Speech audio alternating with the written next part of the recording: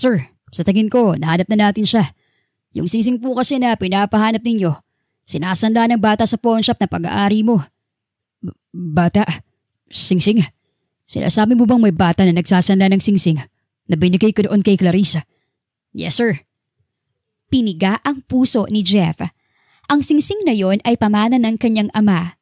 Bakit sinasanla ni Clarice? At sino ang nautusan nitong bata? Nagkaanak ba sila ng dating nobya?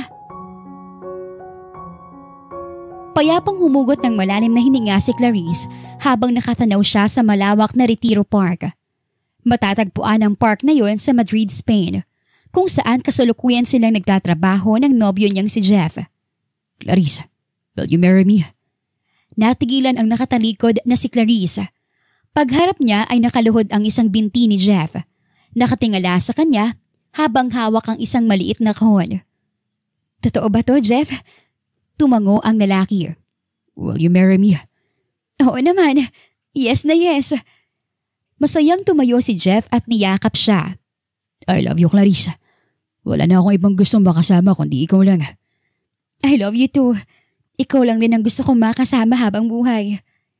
Nang maghinang ang mga labi nila, ay sabay din silang natigilan. Dahil yon sa palakpakan ng mga tao sa paligid. Kaya natatawa na lang silang naglayo. Mukhang mahal tong singsing na nabili mo Hindi ba't nag-iipon ka pa para sa kapatid mong may sakit? Magkahawak kamay na silang naglalakad nang mapunayon ni Clarice. Isang klase ng singsing yon na panay bato. Tipong kahit hindi mo pa napapauri ay alam na agad ng kahit sino na hindi basta-basta ang presyo. Huwag kang mag-alala. Itong singsing ko lang ang pinagipunan at pinili ko. Yang kasing binigay ko sa'yo, galing daw yan sa tatay ko. Nang tumutong ako ng 18, pinigay sa akin ng nanay ko at kabilin-bilinan daw ng tatay ko na yan ay ibigay sa babaeng mapapangasawa ko. Saka kahit paano, nakakapagpadala naman ako sa bahay. Hindi ko sila pwedeng biguin. Tapos mag-aasawa ka? Kunwari pang-aasar ni Clarice sa nobyo. Alam niyang mayamang tao ang tatay ni Jeff, pero hindi rin lingid sa kanyang kaalaman na may samaan ng loob ang mga ito. Babe, 31 na ako. Maiintindihan naman siguro nila at isa pa, hindi ko naman sila pababayaan. Kahit nagpakasal pa tayo, ay susuportahan ko pa rin sila. Siguro naman, okay lang yun sa'yo. Oo naman. Hindi pwedeng kalimutan natin ang pamilya. Muli siyang niyakap ni Jeff. Napakaswerte ko talaga sa'yo. Pagkatapos ng pag-uusap na iyon, ay masaya nilang nilibot ang paborito nilang parke.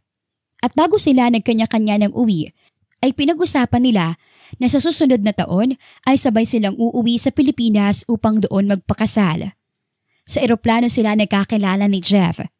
Nagkasabay sila noon patungong Spain at simula noon ay nagkagaanan na sila ng loob hanggang sa nagkaligawan at nagkaroon ng relasyon. Pareho silang OFW. Si Jeff ay isang dishwasher sa restaurant o yung taga-labaplato kung tawagin sa Spain.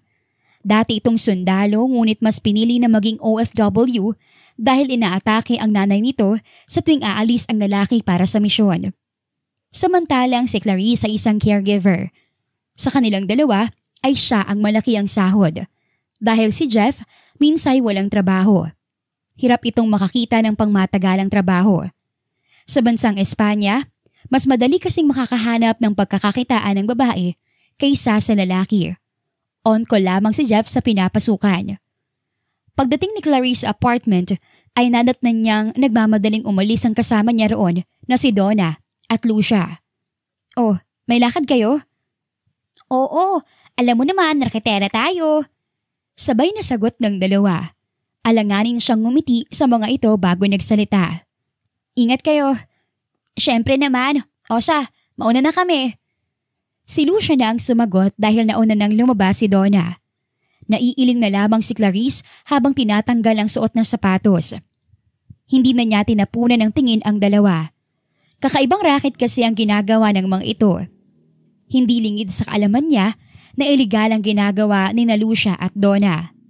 Maliban sa pagtatrabaho sa bahay, ay sumasideline pa ang dalawa sa grupo ng mga mafia sa Espanya. Matagal na siyang inaalok ng mga kasama, pero tinatanggihan niya. Natatakot kasi si Clarice. Bagaman hindi naman nahuhuli ang mga kaibigan, malaking tulong sa dalawa ang trabaho na yon, lalo na sa mga pamilyang umaasa sa Pilipinas. Isang lakad lang kasi ng mga ito ay malaking halaga na ang kapalit. Pero hindi siya nagpasilaw. Mas importante sa kanya ang sariling buhay. Wala namang kasing umaasa sa kanya sa Pilipinas dahil mag-iisa na lang siya sa buhay. Ngunit hindi niya inaasahan na may isang gabing magpapabago pala sa kanyang pananaw. May problema ka ba, Jeff? Napansin ni Clarice ang pananahimik ng kasintahang si Jeff, kaya tinanong niya ito. Wala naman, babe. May iniisip lang ako. Kilala kita. Ano ba kasi yon? Sige na, sabihin mo na. Marahas na bumuntong hininga si Jeff bago sumagot. Ang kapatid ko kasi, palala na daw ng palala. Kailangan ng operahin. Magkano daw bang kailangan para maoperahan na si Nina? Pinaghahanda ako ng 1 million. May ipon naman ako. Siguro nasa 2 o 300,000 din yon. Gamitin mo muna. Malamlam ang mga matang tumingin sa kanya si Jeff at hinawakan siya sa palad. Hindi. Matigas na tanggi ni Jeff. Kaya ko to. Gagawa ko ng paraan kung kailangan. Gawin ko ang araw ang gabi para magkapera. Babe, hindi naman ako papayag na hindi kita tulungan. Fiancé mo ko, kaya dapat lang na magtulungan tayo. Huwag mo sanang tanggihan ang tulong na inaalok ko. Muling bumuntong hininga si Jeff at napahilamos sa muka. Sige, pero hindi bigay. Babayaran ko. Huwag mo nang isipin yan. Ang importante ang kapatid mo. Thank you, babe. Nahihiya ako sa'yo. Ako tong lalaki pero mas ako yung walang pera. Hindi makatingin na pahayag ni Jeff sa nobya. Ano ka ba? Kung ako naman ang nasa kalagayan mo, ganyan din naman ang gagawin mo, hindi ba? Hindi nakasagot si Jeff. Kinabig na lamang nito si Clarice at paulit-ulit na nagpasalamat. Sa pagdaan ng mga araw ay halos hindi na sila nakikita ni Jeff. Marami kasi itong pinasukang trabaho, kaya halos wala na silang time sa isa't isa. Kung minsan ay siya ang dumadaan sa trabaho ng nobyo para dalawin ito. Kumusta ka na? Nangangayayat ka. Naaawang puna ni Clarice. Napansin din niya ang haggard na mukha ng nobyo. Natutulog ka pa ba, Jeff? Baka sa ginagawa mong yan ikaw naman ang magkasakit. Hindi ko kailangan magpahinga. Tumatakbong oras. Kung lumapit ka na kaya sa tatay mo, hindi ba sabi mo mayaman naman siya? Kinakabahan si Clarice. Alam niyang magagalit si Jeff. Hindi nga siya nagkamali dahil bigla itong natigilan. Hindi. At isa pa, sigurado kung hindi niya naman kami tutulungan dahil hindi naman niya anak si Nina. Pero Jeff, wag mo na ipilit ang gusto mo dahil hindi ako lalapit sa kanya. Tumayo ito at bumalik sa trabaho. Naiwan si Clarice na nakasunod na lamang ng tingin. Tatayo na sana siya nang muling bumalik si Jeff. Mabilis siyang niyakap nito. Sorry, napagtaasan kita ng boses. Pasensya na, babe. Okay lang, naiintindihan naman kita. Anyang nakangiti. Ganon silang dalawa. Ang kaunting tampuhan ay hindi nila pinapatagal. Hindi rin naman kaya ni Clarice na magkaroon sila ng hindi pagkakaunawaan ni Jeff. Mahal na mahal niya ito at lahat gagawin niya para dito. Maya-maya, bigla ay naalala ni Clarice ang mga pinamili ni Donna. Narinig din niya ito noong nakaraan na nagbanggit ng malaking halaga ng pinadala sa Pilipinas.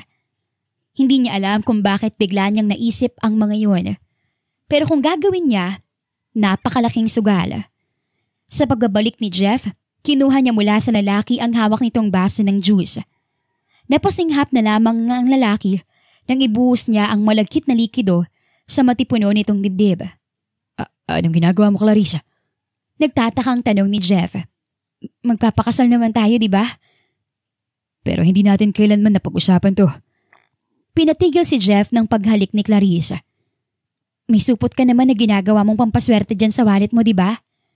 Oo, pero Clarissa. At bago pa tuluyang makatutol ang nobyo, tinulak na niya ito paupo sa sofa at saka dinilaan niya ang juice na kanyang binuho sa dibdib nito. Napangiti na lang siya nang i-dim light ni Jeff ang lampshade. Hudyat lamang yon na nais na nitong ituloy ang sinimulan ni Clarissa. Sa mga sumunod na sandali, impit na mga halina na lang ni na Jeff at Clarice ang naririnig sa loob ng kwarto. At dahil kilala niyang responsable ang boyfriend, hinugot nito ang sarili sa kanya bago dinukot sa likod ng bulsa ang wallet. Mula roon ay kinuha ang supot na proteksyon. May kalumaan na yan ha. Nagawa pang biruin ni Clarice ang nobyo. Malalim na paghinga ang tinugon ni Jeff.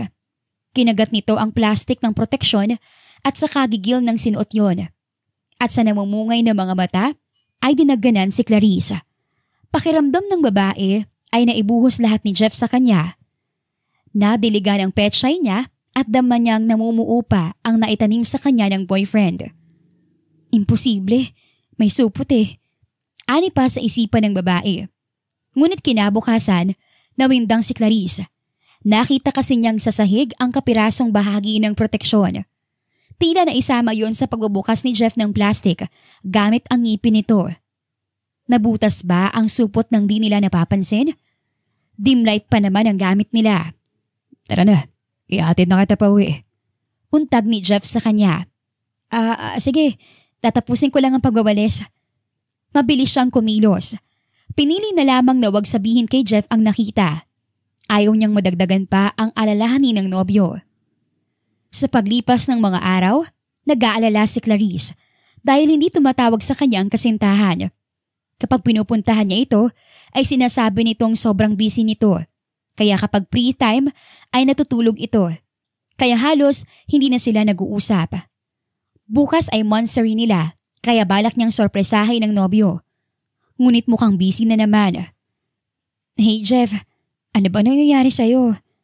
Sa huling pagkakataon ay pagod na nilapag ni Clarice ang cellphone. Kahit anong gawin niya, hindi niya makontak si Jeff. Nilunod na ng kanyang nobyo ang sarili nito sa trabaho. Napansin naman ng mga kasama niya ang pananamlay ni Clarice. Hindi man niya naiwasan na magkwento upang kahit papaano'y gumaan ang kanyang dala.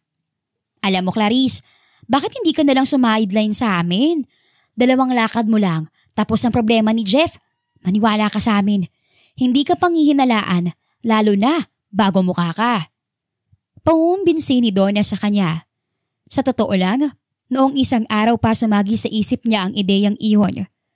Naisip ni Clarice na matagal nang ginagawa ng mga kasama niya sa apartment ang gawaing iyon. Pero hindi naman nahuhuli ang mga ito. Hindi ba talaga ako sasabit dyan? Interesado ng tanong ni Clarice. Ano ka ba? Nasa diskarte yan at saka hindi ka paghihinalaan dahil bagong mukha ka. Tugon ni Donna. Saglit siyang napag-isip. Gustong-gusto niyang matulungan si Jeff. Nag-aalala at naaawa siya dito. Naapektuhan ng relasyon nilang dalawa. Kaya ayaw niyang umabot sa puntong tuluyan na silang hindi mag-uusap at magkita. O sige, kailan? Bukas ng umaga. Malapit lang to sa restaurant at may nagtatrabahuhan ni Jeff. O, edi pagkatapos mo, puntahan mo siya. May dala ka ng malaking halaga. O sige, pero hanggang 2 beses ko lang itong gagawin ha. Oo, kapag nagawa mo yan bukas, bibigyan kita ng bonus, maliban sa ibibigay nila sa'yo. Tumangu-tangu siya bilang pagsang-ayon sa mga ito. Kinabukasan, maaga pa lang ay gumayak na si Clarice. Hapon pang pasok niya sa ospital kaya pinili niyang umaga gawin ang sideline. Malamig pero pinagpawisan ang noo niya dahil sa kaba. Bumaba siya ng apartment at sandaling naghintay doon. Maya-maya ay may lumapit sa kanyang isang gwapong lalaki na naka-uniform na pang-delivery man. Nang makalapit ito sa kanya, ay nagkunwari itong may pinapipirmahan sa kanya at yun naman ang ginawa niya sa kabila ng panginginig ng mga kamay. Papasok na ang winter season sa Espanya, kaya nakadagdag pa ang lamig ng panahon at bahagyang panginginig ni Clarice. Bumulong tuloy ang dayuhan sa kanya. Ten cuidado. No llegar tarde.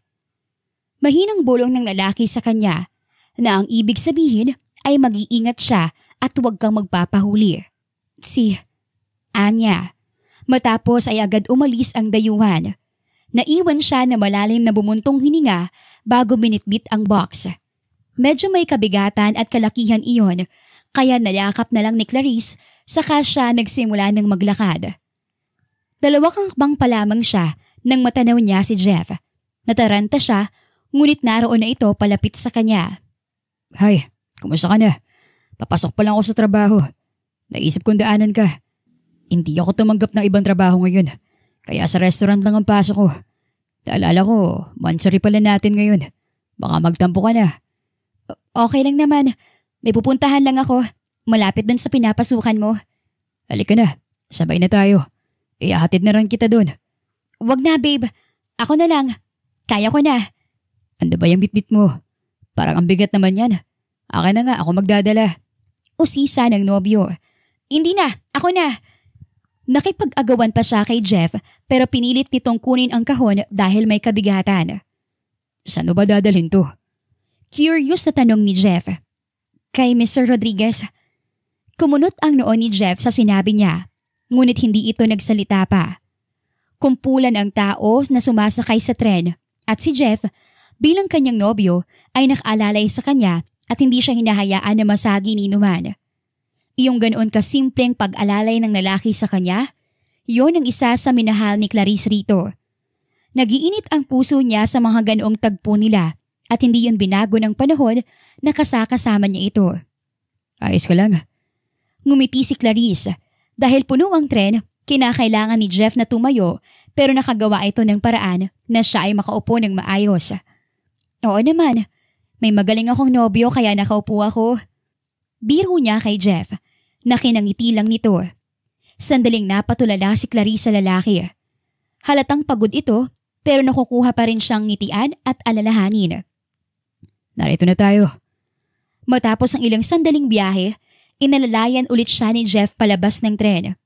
Dahil nauuna si Clarice na maglakad, siya rin ang unang nakakita sa mga pulis.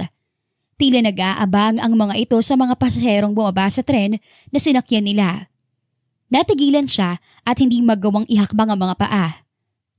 Jeff, usal ni Clarice sa mahinang boses. Napansin na kasi niyang sa kanya nakatutok ang matalim na mata ng isang pulis na dayuhan. Mano arriba!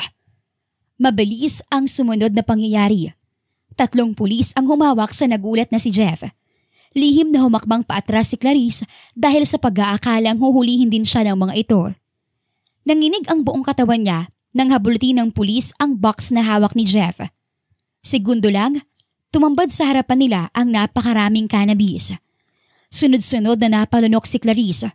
Umahaw ng kaba sa kanyang dibdib nang bumaling ang tingin sa kanya ng nobyo. Nagtatanong at nagtataka ang mga mata ng kasintahan. Umiling siya. Sorry Jeff. Tanging namutawi sa labi ng dalaga. Walang nagawa at hindi nakapagsalita si Clarice nang tangayin ng mga pulis ang kasintahan. Siguro magiging bangungot na niya ang huling sulyap sa kanya ni Jeff bago sila magkahiwalay sa araw na yon. Naiiyak na bumalik si Clarice sa apartment. Humingi siya ng tulong sa 2 kasama ngunit walang nagawa ang mga ito. Pagdating sa ganong bagay ay hindi pwedeng makailam dahil baka maging sila ay madamay. Hindi yata ako nakapag-ingat. Tanga-tanga ko. Tanging hagod sa kanyang balikat ang nagawa ng 2 kasama na siyang nagpasok sa kanya sa sitwasyon na yon. Ang hindi lang niya matanggap, siya dapat ang nakakulong at hindi si Jeff. Magpalakas ka. Dalawin mo si Jeff sa presinto. Ipakita mong suporta at ipaliwanag mo sa kanyang lahat. Kinabukasan, pumunta siya sa presinto para makita si Jeff. Awang-awa siya dito nang makita na nangangalumata ito. Sa kabila ng dinanas, hindi pa rin magawa ng nobyo na magalit sa kanya. Nang makita nga siya, ay agad siyang niyapos at hinaplos ang kanyang pisngi. Nagsimula na namang bumaha ng luha ang mga mata ni Clarice dahil doon. Patawad, Jeff. Umiiling ang lalaki. Bakit mo pinasok ang ganung gawain, babe? Kailan pa? Sorry, babe. Hindi ko akalain na mangyayari ito. Akala ko hindi mahuhuli. Ginawa ko lang naman to para sa malaking halaga sana para sa'yo. Yun ang una ko. Maniwala ka. Gumalaw ang panga ni Jeff. Hindi makatingin si Clarice sa nobyo. Pero hindi sana sa ganitong paraan, Clarice. Paano ko ikaw nakulong? At paano ng kapatid ko ngayon? Ang pamilya ko. Humahagulgol na panay sorry ni Clarice.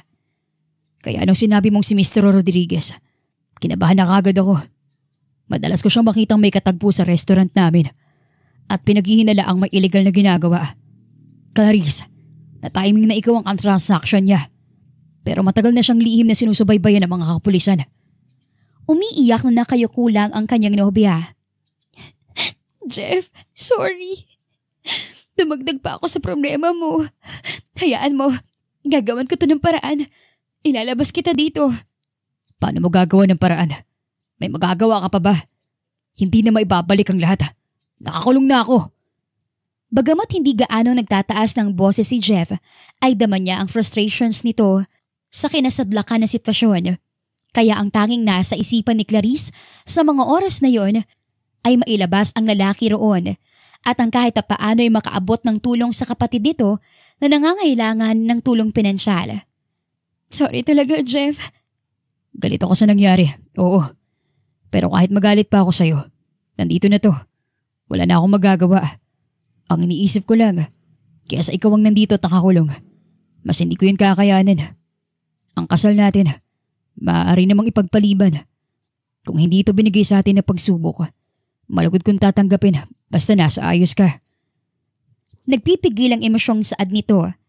Ramdam ni Clarice ang pagmamahal ng nobyo sa kanya. Hindi na nakasagot pa si Clarice. Inanunsyo na rin na tapos na ang oras ng dalaw kaya tumayo si Jeff. Muli siyang niyakap ng nobyo at saka hinalikan ang kanyang noo. Kinakain siya ng konsensya dahil sa nangyari. Nagsisi siya nang dahil sa isang pagkakamali ay 2 buhay ang nasira. Una si Jeff, pangalawa ang kapatid na umaasa dito. Paano na si Nina kapag tuluyang itong nakulong? Gagawa ko ng paraan para makalabas ka dito. Pangako, Jeff. Umiiyak niyang pag-ulit sa sarili. Nang makauwi sa apartment ay gulong-gulo ang isip ni Clarice. Hindi niya alam kung saan at paano niya matutulungan si Jeff. Kanina ka pa namin hinihintay. Salubong ni Donna sa kanya. Bakit? Hindi ko na kayang ganun trabaho. Donna, pasensya na. Hindi na. Mainam na rin makapagpahinga ka. Ang sasabihin ko sana tungkol sa paglapit ko kay Mr. Rodriguez. Nabanggit ko sa kanyang nangyari. Alam mo na, ako nagdala sa'yo sa trabaho na yan. Di ko naman maatim na tumunga nga lang. Pasensya ka na, Clarissa. Kasalanan din namin Ang totoo niyan, hindi totoong hindi pa kami nahuli. Malakas lang talaga si Mr. Rodriguez kaya hindi kami nakukulong. Siguro kung ikaw ang nahuli, may pag-asang makalabas ka. Pero dahil si Jeff ang may hawak ng cannabis, hindi siya matutulungan ni Mr. Rodriguez. Sabi pa ng isa niyang kaibigan. Kausapin mo si Mr. Rodriguez. Hanggat hindi nagsasalita si Jeff tungkol sa kanya, malaki ang pag-asa na tulungan ka niya. Sige, susubukan ko. Mataas ang kumpiyansa niya na hindi magsasalita si Jeff. Hindi siya ipapahamak nito. Kung magsasalita kasi ang nobyo niya, ay mahahalughog maging ang kanilang apartment. Makalipas ang halos 1 buwan, sa loob ng piitan ay labis na ang pagtataka ni Jeff. Ano na kaya nangyari kay Clarice? Bakit hindi na siya nagpaparamdam? Sambit niya sa sarili. Nang araw na yon ay kakatapos lang niyang kausapin ang kanyang pamilya. At isa pa sa pinagtataka niya ay ang binungad sa kanya ng kanyang nanay na ayos na daw at nagpapagaling na ang kapatid niya. Hindi ko maintindihan, Clarissa. Kung sa'yo galing ang pera, bakit hindi ka na nagpapakita? Nakatulungko siya sa sariling mga braso nang dumating ang isang dayuhang officer at inanunsyo na makakalaya na siya. Nagkasiyahan na at binati siya ng kasamahan sa kulungan, ngunit si Jeff ay nanatili lamang na nagtataka. Oo, magandang balita na makakalaya na siya at sana sa paglaya niya ay matuldukan na ang lahat ng katanungan na naglalaro sa kanyang isipan. Sabik na siyang makita at makausap ang nobya. Mag-iisang buwan na rin kasi niyang hindi nakakita si Clarice at miss na niya ito. Marahil nahihiya na itong magpakita sa kanya. Pero kakausapin at susuyuin niya ang nobya.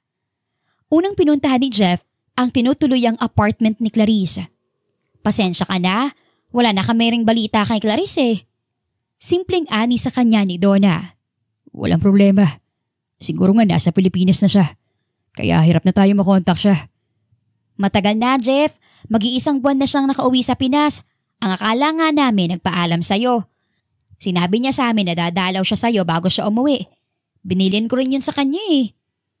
Na siya namang ipinagtaka ni Jeff. Bakit hindi nagpaalam sa kanya ang nobya at hindi man lang nagpakita bago umalis? Bigla siyang nalungkot. Marahil totoo ang hinala niyang nahihiya na itong humarap sa kanya. Sige, salamat. Aalis na ako. Susubukan ko na lang ulit na tawagan siya. Hindi ko kasi makontak ang number niya. Kahit sa Facebook hindi siya nag-o-online eh. Wala na siyang magagawa pa kung hindi ang umuwi ng Pilipinas. Isa pa, kung hindi rin naman siya nakalaya ay nakalapit na ang kanyang ina sa daddy niya. Napipinto na rin ang kanyang paglaya sa tulong nito. Isinantabi na muna niya ang sama ng loob sa ama at nang makausap ang pamilya na bumalik na siya sa Pilipinas, paglaya niya ay nangako naman siyang gagawin yon. Pagkarating sa Pilipinas, naiyak na lang si Jeff nang makaharap ang ama. Oo nga, at sa pagkakaalam nila ay mayaman ito at tagumpay na negosyante, pero sa pagkakataon na yon ay papalugin na pala ang negosyo nito. Nahihiya ako sa inyo. Minsan lang ninyo akong lapitan, pero nasa bagsak na estado pa ako. Nakayokong paliwanag ng kanyang ama. Ang kaalaman na handa kayong ibigay ang huling pera na meron kayo, kapalit ng paglaya ko, ay sapat na para patawarin ko kayo. Huwag kang mag-alala. Gagawin kong lahat para makabangon ka, Dad. Namuo ang luha sa mga mata ng matandang lalaki. Sa wakas, naringgan niya ang anak na tinawag siyang Dad. Sa mga sumunod na araw, buwan at taon, naging porsigido nga si Jeff. Nagtagumpay siya sa hangarin na maibangon ang negosyo ng ama. Subalit daladala pa rin ni Jeff ang pagdaramdam sa dating fiancé. Ang mga katanungan sa isip niya ay naroon pa rin. Gayunpaman, pinapahanap niya pa rin ito. 6 na taon. Kakatatwa na bigla ka na lang naglaho, Clarissa. Anong tinatago mo? Bakit bating pamilya mo nagawa mong taguan? Muli ay yun na naman ang katanungan na naglalaro sa isip ni Jeff habang pinagmamasdan ng singsing niya. Yun ang kapares ng singsing na hinandog niya noon kay Clarissa. At ang kapares ng singsing na iyon ang siyang pinangahawakan niya upang mahanap ang babaeng minamahal. Nakatulala ka na naman, Rian. Siya na naman ba ang iniisip mo? Puko sa kanya ng kanyang ama. Hindi niya namalayan ang pagpasok nito sa kwarto. Bumuga ng hangin si Jeff. Hindi ko mapigilang isipin pa rin si Clarissa. Siya ba si Clarissa? Wika ni Timothy sabay lapag ng dyaryo sa table niya.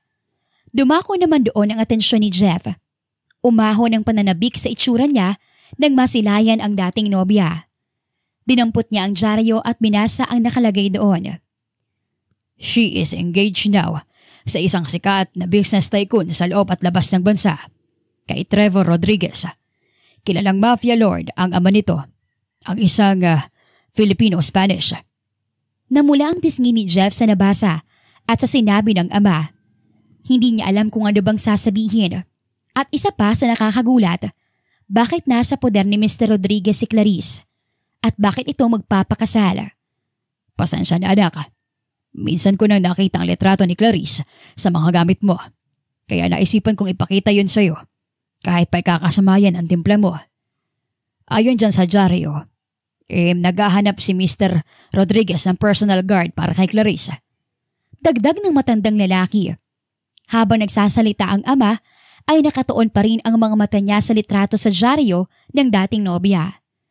Pakiramdam ni Jeff ay nag-uusap ang paningin nila at nananabik sa isa't isa. Hindi siya makapaniwala na ikakasal na pala ito. Umiling-iling si Jeff. Mag-a-apply ako bilang personal guard. Gusto kong maliwanagan. Marami siyang dapat na ipaliwanag sa akin. May diing sabi niya. Nasa ganoong pag-uusap ang mag-ama nang biglang mag-vibrate ang personal phone ni Jeff. Sinagot niya ang tawag ng private investigator. Ito ang inutusan niya para mahanap si Clarice. Sir, sa tingin ko nahanap na natin siya. Yung singsing po kasi na pinapahanap niyo.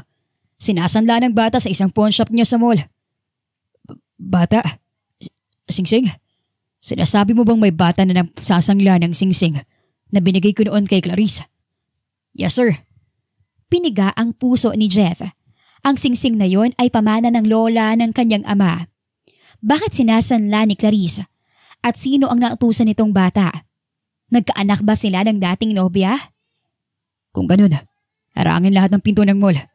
Huwag hayaan na makakaalis ang bata. Mukhang wala namang balak na tumakas ang bata, sir. Sinanlaan niya raw sa pawn shop na ito ang singsing dahil alam niyang maaalarma ka. Kailangan ka raw niyang makausap. Sa narinig ay mabilis pas 4:00 na kumilos si Jeff.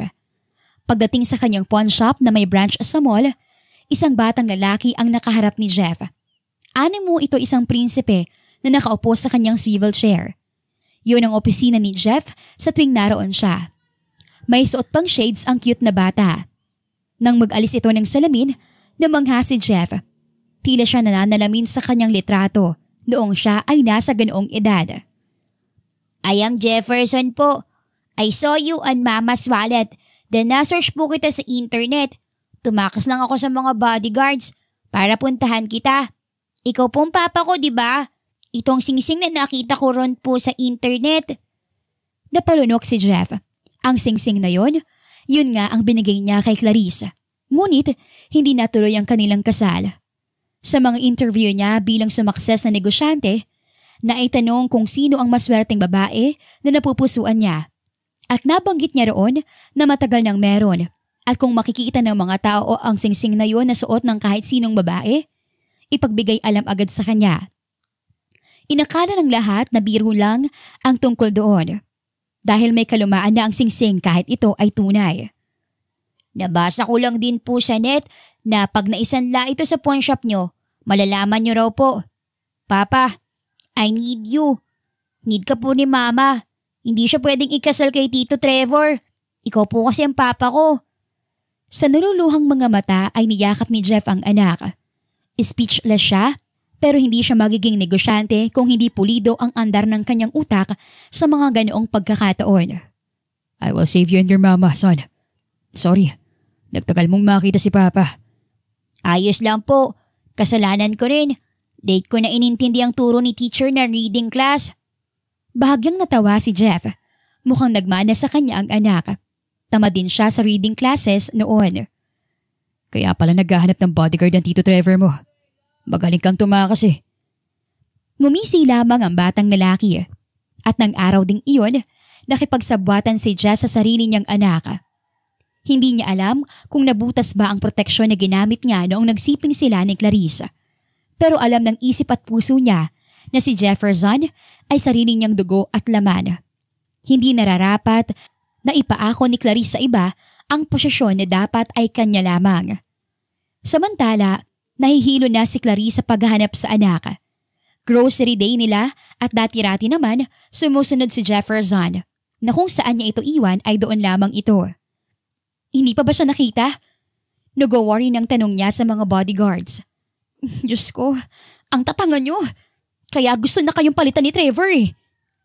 Madam, ikaw po ang nais niyang pabantayan sa magiging personal bodyguard mo. Dahil po yun sa ayaw niya na sumusunod kayo sa kung nasaan siya. Huwag niyo naman i-downgrade ang lahat ng bodyguard niyo. Sadya lang makulit si Jefferson. Nag-roll eye si Clarice. At sasabihin niyo na naman sa akin na matalino ang anak ko kaya malabo siyang mawala. Yun naman hong totoo. Ayan na nga po, nasa likod niyo na. Nang lumingon si Clarice sa likuran, tila nais na lamang niyang magka-stiff neck. Ang anak niya kasi ay kasama ng isang taong hindi niya akalain na ganoon kadali niyang makakasalubong sa kabila ng ginawa niyang pagtatago rito. Mama, I'm sorry, nagbibilang po ako. Agad na wika ni Jefferson sa ina. Mabait naman po itong si Mr. Guard. Sinamahan niya ako rito sa parking lot kahit sinabi kong kaya ko naman po. Mr. Guard? Bulalas ni Clarice sa isipan. Nakasuot ng white polo shirt si Jeff na may mamahali na sapatos. Bagay na kinagulat niya dahil malayo na ito sa dating nobyo. Pero bakit guard? Nice meeting you, madam. Ito po ang anak niyong si Jefferson. Kanina, kausap sa FaceTime ang Tito Trevor niya. Kunulit na ako na lang daw ang kunin na bodyguard para sa inyo. Pumayag naman si Sir Trevor noong ipadala ko ang credentials ko. At saka mukhang hindi rin naman nakakatanggi sa bata ang tito niya. What? What are you talking about? Gulat na sambit ni Clarice.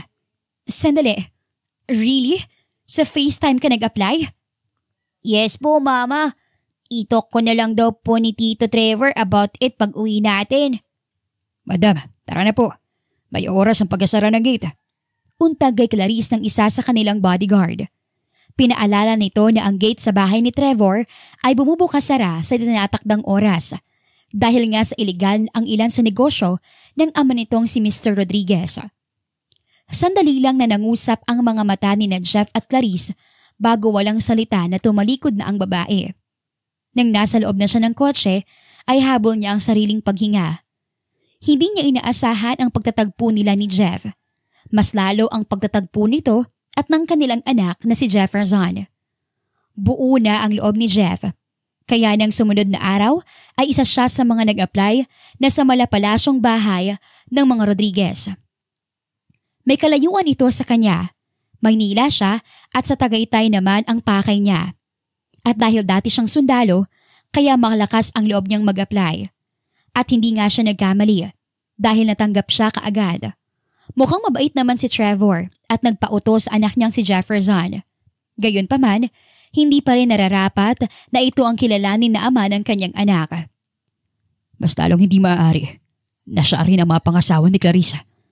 Sabi niya sa isipan habang tinatago na niyang muli sa maliit na jewelry box ang singsing na sinoli sa kanya ng anak niya na si Jefferson. Jefferson Labrador. Lumingon si Jeff sa lalaking nakaupo sa couch. Yes po sir. Anya sa maputi at mistisong lalaki na bagamat may magandang pangangatuan ay mapapansin din ang tila naka-makeup nitong muka na sa tingin niya ay may pagka-binabae. Tiningnan siya nito mula ulo hanggang paa. Manang, tawagin mo si Clarissa. Utos nito sa kasambahay na nakatayo sa pinto. Ako si Trevor. Pagpapakilala nito na muling humarap sa kanya. Ngumiti si Jeff at yumukod dito. Bahagya siyang yumuko at inilagay ang dalawang kamay sa likuran. Trevor, pinatawag mo raw ako? Boses iyon ni Clarice na nagpabilis ng tibok ng puso ni Jeff. Dahan-dahan siyang tumingin dito. Bahagyan ng laki ang mga mata ni Clarice nang magsalubong ang mga paningin nila. Kaagad itong nagbawi ng tingin.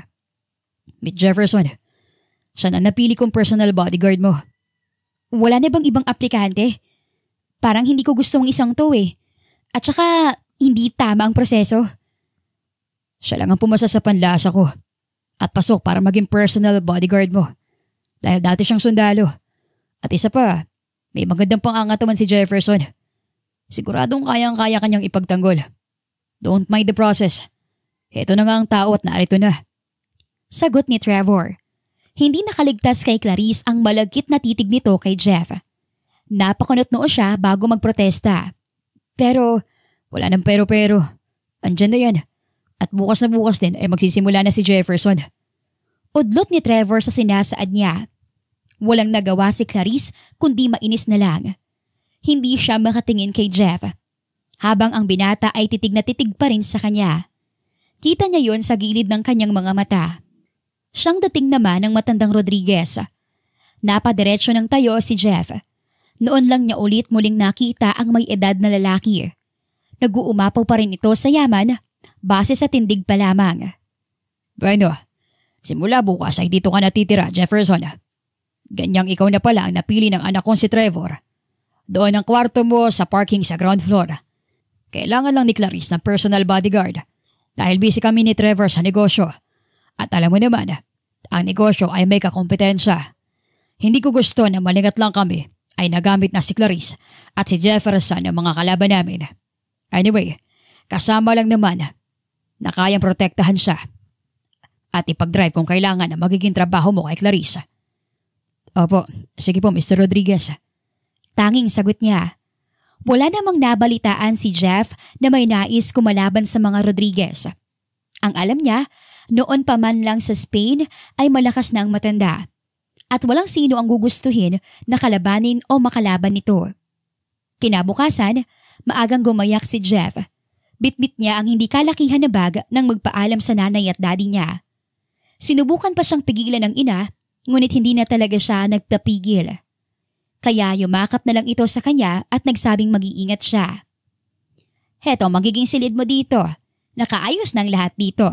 Sabi pala ni Miss Clarice, magpahinga ka na lang daw muna ngayon. Nasa kwarto lang siya at walang balak na lumabas ng bahay. Heto ang cellphone.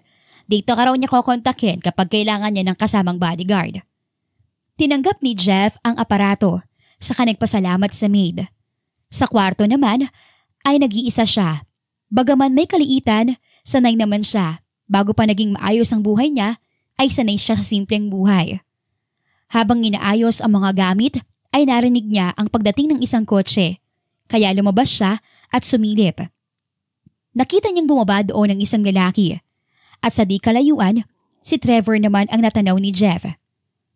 Bisita niya bang lalaking yun? Bakit hindi tinanggap sa loob ng bahay?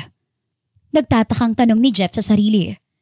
Sa maliit na awang ng kortina ay pinanood niya ang kilos ni Trevor at ng lalaki.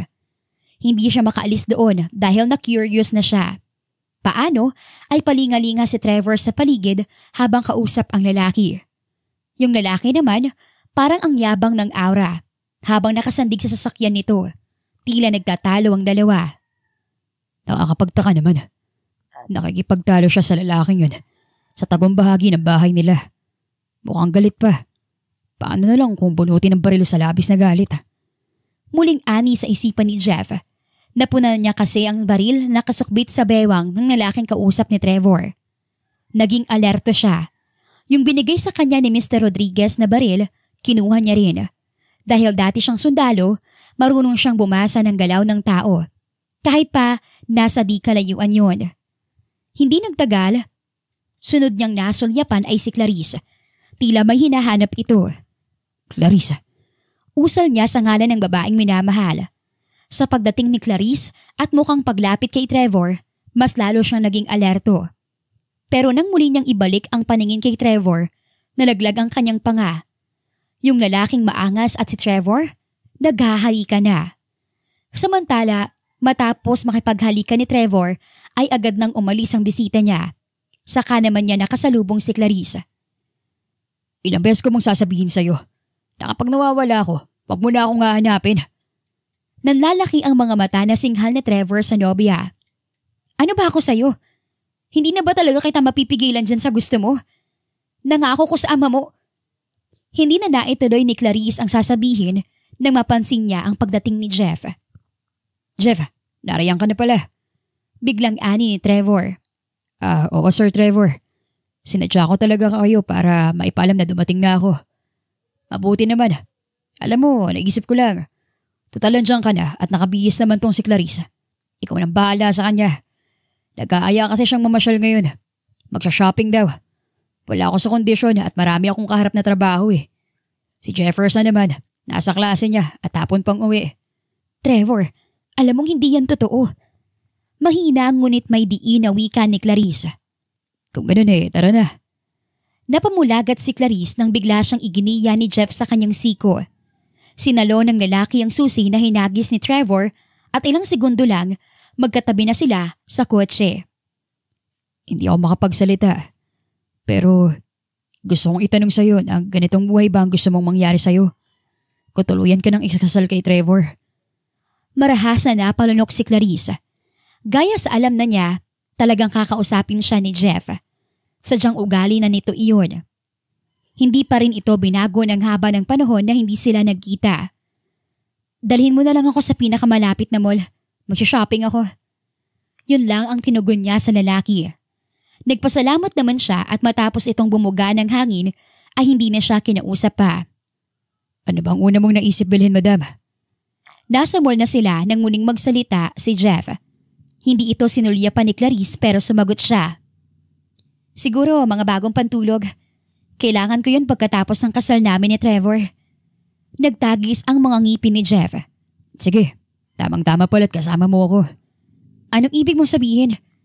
Siyempre lalaki ako, madam. Alam ko kung anong kasuotan na makakapagpanasa sa kapwa ko lalaki. At sa pagkakataon na yon, si Clarice naman ang naggitngit sa inis. Tinalikuran na siya ni Jeff kaya padabog na lang siyang sumunod dito. Pagdating sa loob ng store, agad silang inisiste ng magiliw na sales lady. May dala itong pang-sexy na pantulog. Bagay na bagay ito sa inyo, madam. Kulay dark chocolate na silk bikini with blazer. Maputi po kasi kayo eh. Siguradong maguhugis puso ang mga mata nitong mister mo kapag suot mo na to.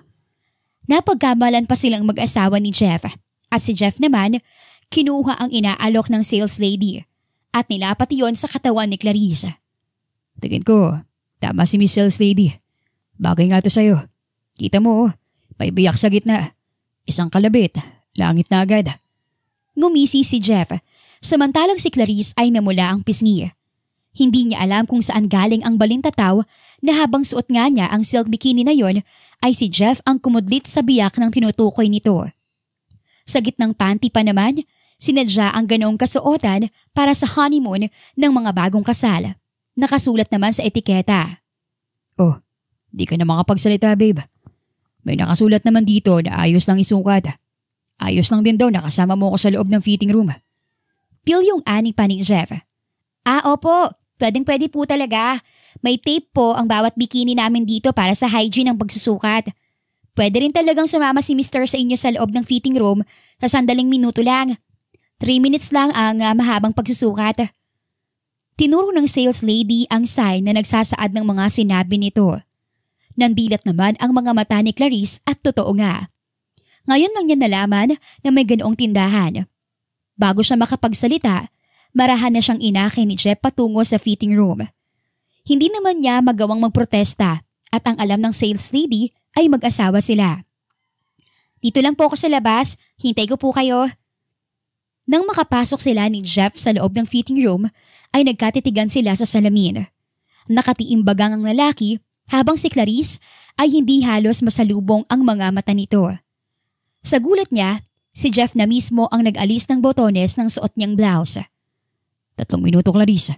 Meron kang 3 minuto para ipaliwanag sa akin kung ano nangyari. Bakit ako nakalaya noon sa Spain? Bakit ka nagtago't umiwas? Paano nangyari na mag-asawa ka na? At nagawa mo pa akong pagtaguan ng anak? Tumaas baba ang dibdib ni Clarice. Ang pagtama ng knuckles ni Jeff sa kanyang balat ay nagdudulot ng hindi maipaliwanag na sensasyon sa kanya. Pasensya na, Jeff. Kulang ang 3 minuto para ipaliwanag ko sa iyong lahat. Clary. At para matigil na sa pag-uusisa ang dating nobyo, bigla niya itong hinarap at hinalikan. Naging maagap si Jeff, kinarga siya ng lalaki at sinandal sa pader ng fitting room. Magkadikit ang nagbabaga nilang katawan habang sila'y maalab na naghahalikan. Kung hindi pa tumunog ang tila buzzer, hindi nila alam kung maghihiwalay pa sila. Tapos na ang 3 minuto. Nakahinga ng maluwag si Clarice pero saglit lang at nabahala na naman siya. Marami pa siyang oras na makakasama si Jeff. Umpisa pa lamang iyon. Habang biyahe pa uwi, hindi sila nagkaroon ng pagkakataon na magkausap. Tumawag kasi si Trevor.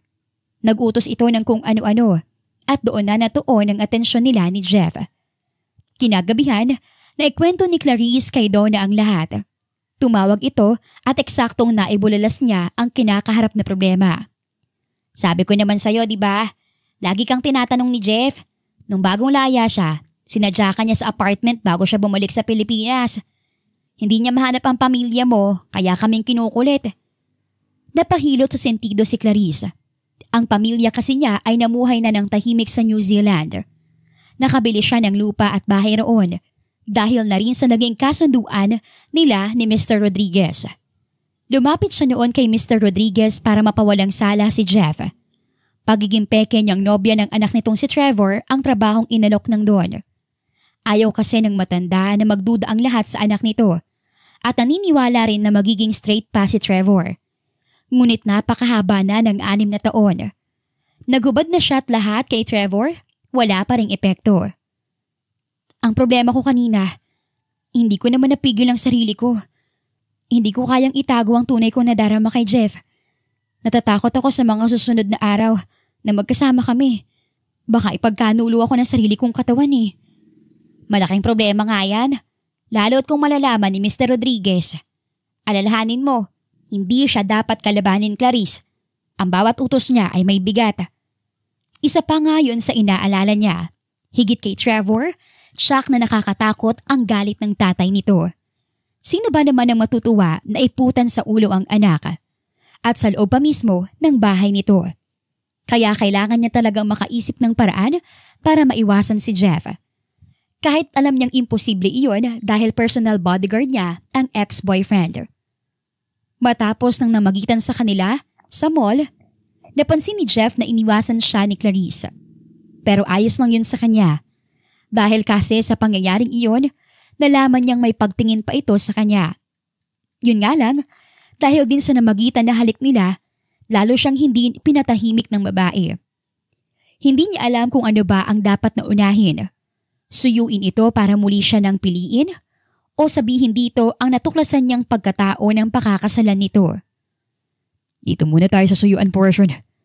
Hindi nakakalalaki kung pakikialaman kong lihim ng ibang tao. Ani Jeff sa isipan. Nang umagang yon, ay naisipan niyang lutuan si Clarice. Masama raw kasi ang pakiramdam nito. Bagay na alam naman niyang hindi totoo.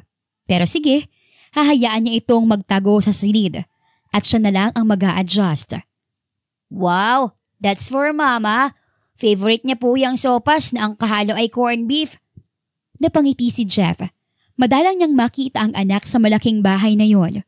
Bukod sa may homeschool class ito, binabawalan din ito ng ina na makipaglapit sa kanya. Yes, son. Susuyuin ko ang mama mo para ma-erase na niya sa buhay niyo ang Tito Trevor mo. Pabulong niyang sagot sa anak. Humagikik ang bata bago pinakita ang keycard sa kanya.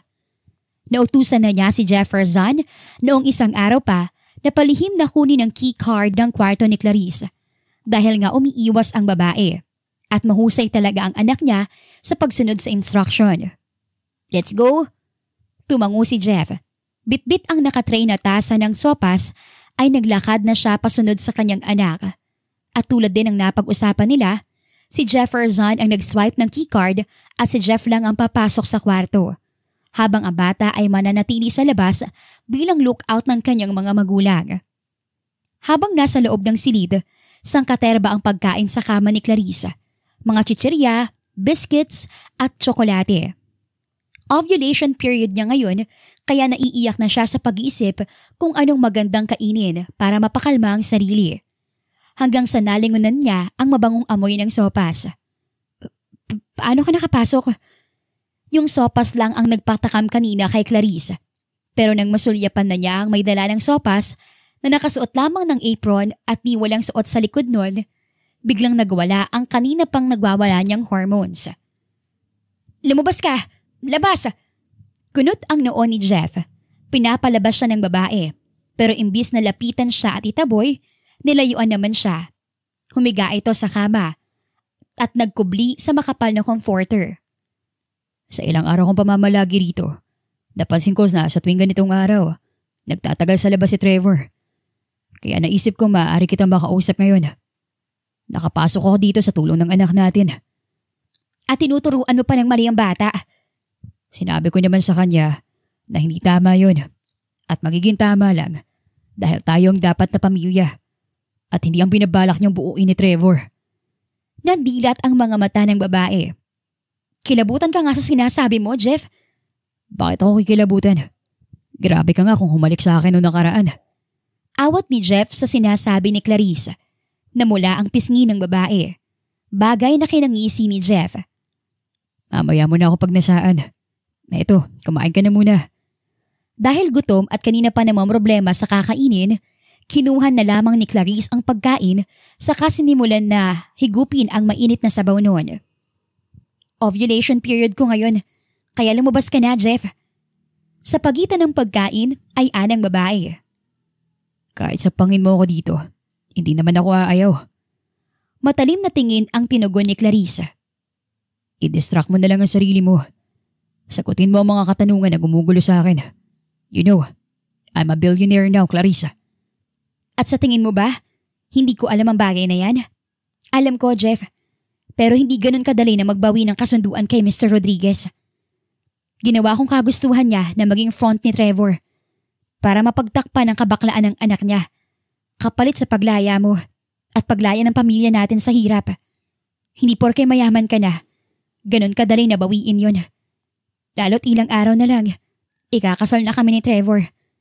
Ginagawa mo lang komplikado ang lahat ngayon na nandito ka. Ginugulo mo rin maging si Jefferson. Dinadagdagan mo lang ang mga isipin ko eh. Hindi ko kayo isusuko ng anak ko. Nanlaki ang mga mata ni Clarice at nalaglag ang kanyang panga. Sa hinugot na cellphone ni Jeff ay pinakita nito sa kanya ang iilang kuha kung saan nakikipaghalikan si Trevor sa boyfriend nito. Jeff, hindi. Panibagong kapahamakan ang naiisip mo. Kung ikaw nga, matapang mong kinaharap ang kapahamakan alang-alang sa akin. Sa tingin mo ba, hindi ko yun magagawa sa'yo? Lalo't alam ko na napakalaki ng laban ko sa mag-amang Rodriguez. At huminto na nga ang puso ni Clarice nang walang kakurap-kurap na pinakita sa kanya ni Jeff na sinend nito sa email ng matandang Don ang mga video. Malinaw ang hangarin niya. Blackmail kapalit ng paglaya ng kanyang mag-ina. Wala ka bang ireregalo sa akin bago ako lumabas sa silid na to? Taas ang sulok ng isang labi na tanong ni Jeff kay Clarice. Sinawsaw muna ni Clarice ang isang daliri niya sa sofas. At nang mapagtanto na hindi na mainit yun, walang pagdadalawang isip na binuhos niya ang sabaw sa dibdib ni Jeff. Nostalgic babe. Kaya lang, wala akong supot ngayon sa wallet ko. Hindi na ako naniniwalang swerte yun buhat nang mawalay ka sa akin ng mahabang panahon. Mabuti naman, binubutas mo lang din. Kaya nga nabuo si Jefferson. Pagak na natawa si Jeff. Hindi ka man maniwala. Wala akong babaeng pinaggagamitan nun. Ikaw lang, mula noon. At gugustuhin ko hanggang ngayon.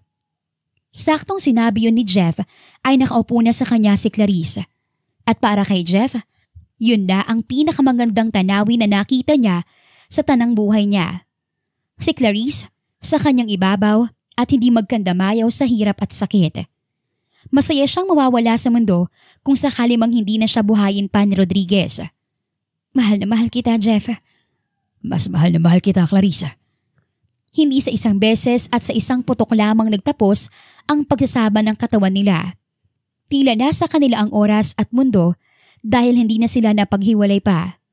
Maraming calories ang tinapon nilang dalawa hanggang sa nagising na lang si Jeff na may bumuhat sa kanya, palayo sa malambot na kama.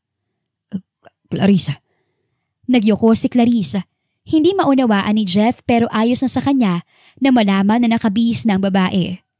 Nasa kumpul ito ng mga tauhan ni Mr. Rodriguez. Naroon si Trevor pero wala ang ama at wala rin doon si Jefferson. Napagod sila masyado at hindi na namalayan ang oras. Tumingala si Jeff at nakita ang oras sa wall clock. 3:00 ng madaling araw. Huwag kang magalala. Si Jefferson tulog pa. Pinapadumpot ka lang ni Papa.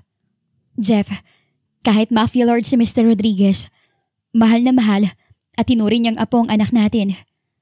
Tumango si Jeff. Pero bago siya tuluyan na nagpatangay sa mga tauhan ni Mr. Rodriguez, huminto siya sa paglalakad. Tinapatan niya si Trevor. Ganitong pagmamahal, dude. Pinaglalaban.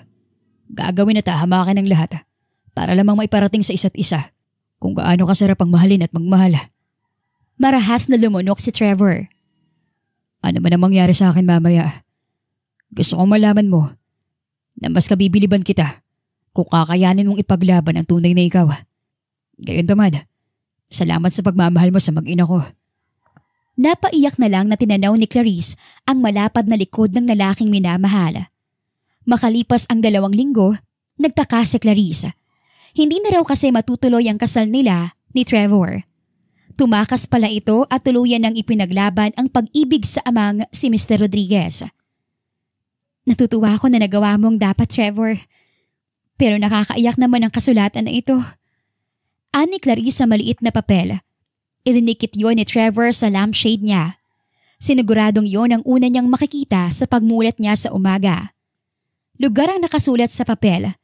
Isang pamoso at pribadong sementeryo. Ayokong isipin na wala na si Jeff. Kahit na hindi kami nagkita mula ng umagang yun. Bakit hindi mo muna kaya tiyakin? Udlot ni Mr. Rodriguez sa bulong ni Clarice. Mama, good morning po. Agad niyang niyakap ang anak. Kung meron man siyang ipagpapasalamat mula nang mawala si Jeff, yun ay ang hindi pagtatanong ng kanilang anak tungkol sa ama. Naging abala na rin kasi si Jefferson sa pag-aaral. Hindi niya alam kung ano at kailan nangyari ang sinasabi ng anak na nagkausap daw ito at si Jeff bago umalis ang ama. At dooy pinangako raw ni Jefferson na pagbalik ni Jeff, bihasa na ito sa larangan ng pagbabasa. Umalis na si Trevor, Clarissa. Wala nang saysay ang lahat ng yaman ko. Hindi nagawa ng limpak na perang ito na baguhin ang pagkatao na nag-iisang anak ko. Huwag kang magsalita ng ganyan na para bang masamang tao si Trevor. Alam natin kung gaano niya kinasuklaman ang negosyo mo. Ginawa niya ang abot niyang makakaya para magamit sa tama ang mga perang nakuha mo mula sa kamalian. Cancer patients, matatanda at kung ano-ano pang charity events. Doon dinala ni Trevor ang ibang pera ng matandang kaharap. Hindi man ma-justify noon ang dami ng sinirang buhay ni Mr. Rodriguez, napabilib pa rin si Clarice sa lakas ng loob ng baklang si Trevor. Natutuwa siya na ngayon ay pinili na nitong hayaan ang sarili sa pag-ibig na tunay naman mulat sa Paul. Tama ka. Ako ang masama. Kaya nga hinayaan ko si Jefferson na isuplong ako sa mga pulis. Nagtatakang nilingon ni Clarice ang anak. Mama, I ask Lolo Rod muna kung want niya nang magbago. Nung mag-yes naman po siya, sabi niya ako na raw ang tumawag sa pulis. I swear. Lolo Rod, we're gonna miss you, apo. Mamimiss ko rin po kayo. Sa pagtunog ng mga wangwang ng kapulisan sa paligid, napaiyak na lang din si Clarice. Paano ay umiiyak na tinakbo ni Jefferson ang pinakamasamang lalaki na nakilala niya. Ibay mo lahat ng toys. Pag-alis ni Lolo, ha? Lahat ng pera ni Lolo Rod. Naka-name sa'yo. Iyon ang bili ng matandang Don sa kanyang anak bago tuluyan itong iupo ng pulis sa police mobile car. Mama, tara na po. Punta na tayo sa cemetery. Ang pinipigil na hagulgol ni Clarice ay tuluyan ng humalugpos. Maging ang tungkol sa sementeryo pala ay alam ni Jefferson. Malawak ang sementeryong iyon at mahalang mailibing doon. Naalala pa ni Clarice, minsang nabanggit ni Mr. Rodriguez na kaya raw nito napili ang ilegal na negosyo nito ay dahil nailibing ang asawa sa apartment lamang na nicho. Ang sama raw ng loob ng Don dahil walang pera noon at tuluyan ng walang dinalaw na buto ng asawa. Dahil nakalagak sa apartment na nicho, noong wala na siyang ibayad, tinapo na lang kung saan ang buto. Excuse me, bakit hinuhukay mo yan? May permiso ka ba sa owner ng lupa? Minadali ni Clarice ang paglapit sa puntod. May maghuhukay kasing lalaki roon. Naku ma'am, may permit po ito. Talaga? Sino nagbigay? Ako.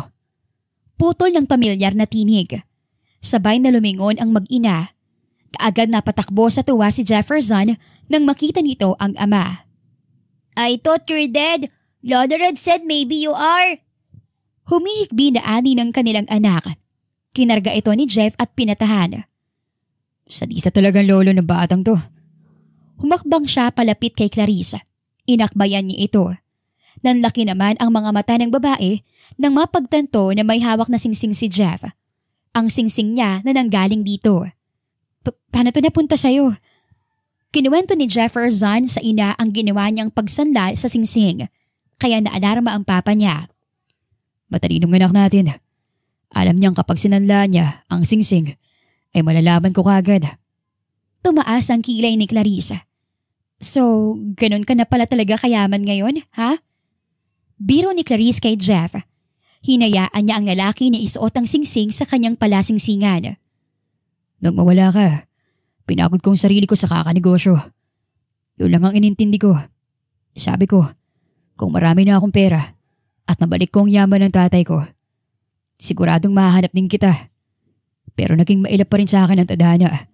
Yun pala, protektado ka lang ng isang mafia lord. Ang pakikipagkasundo lang kay Rodriguez, ang tanging paraan para makalaya ka. At nang maipagumot din ang kapatid mo. Ako may kasalanan kung bakit ka nakulong. Idagdag pa na, buntis ako nun. Lumapit si Jeff. Sa kamarahang hinaplos ang lumilipad na buhok ni Clarissa. Sadyang ang lahat ng mga desisyon natin ay may kaakabat na resulta. Mabuti man yun o masama at inaakala man natin na mabuti. Hindi kita masisisi kung naisip mo ang mga bagay na yon. Mula sa pagpayag mo sa trabahong hindi mo gusto, hanggang sa nakulong ako at nagbunga ang ating pagmamahalan ng lingid sa kaalaman ko. Mahal kita, Clarissa. Walang nagbago ron. At dama kong sa mga susunod pang taon, hindi na magmamaliw ang pagmamahal na to. Kaya ngayon, maaari bang pakasalan mo na ako? Mahal din kita, Jeff. Hindi nga ako na-turn off sa'yo ngayon. At talagang dito mo pa sa sementeryo nakuha mag-propose ulit eh. Pareho silang natawa. Nagkausap kami ni Mr. Rodriguez. Naging magandang pag-uusap namin. Kaya alam kong ginawa niyang pagsuko.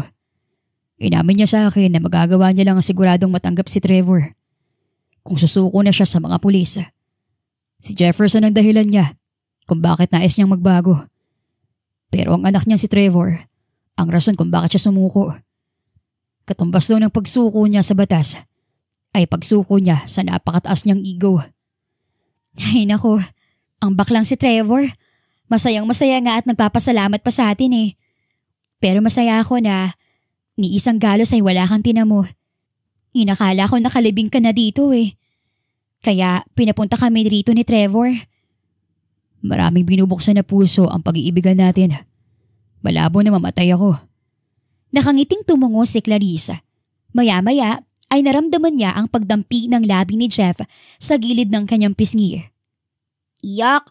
Akala ko po nakakadiri na tong bungo na nakuha ko sa summer. Mas nakakadiri po palang kiss nyo sa gitna ng cemetery. Singit ng kanilang anak. Lukot na lukot ang mukha nito. Muling natawa sina Jeff at Clarice pero muli rin naman silang nag-kiss. Sa mga sumunod pang araw, naging abala sila sa preparasyon ng kanilang kasal at sa pag-aasikaso ng kaso ni Mr. Rodriguez. Ang mag-ama ay nagkita na at mas lalong nagkaroon ng unawaan patungkol sa pagkatao ni Trevor. Sabi nga, sa huli, maayos pa rin ang nananaig kung nagawan ng paraan na maayos ang gusot. At makalipas lamang ang isang taon, pagkatapos ng pagkasama nila, ay biniyayaan sina Jeff at Clarice ng isang anak na babae at pinangalanan nila itong Clarissa. Wakas.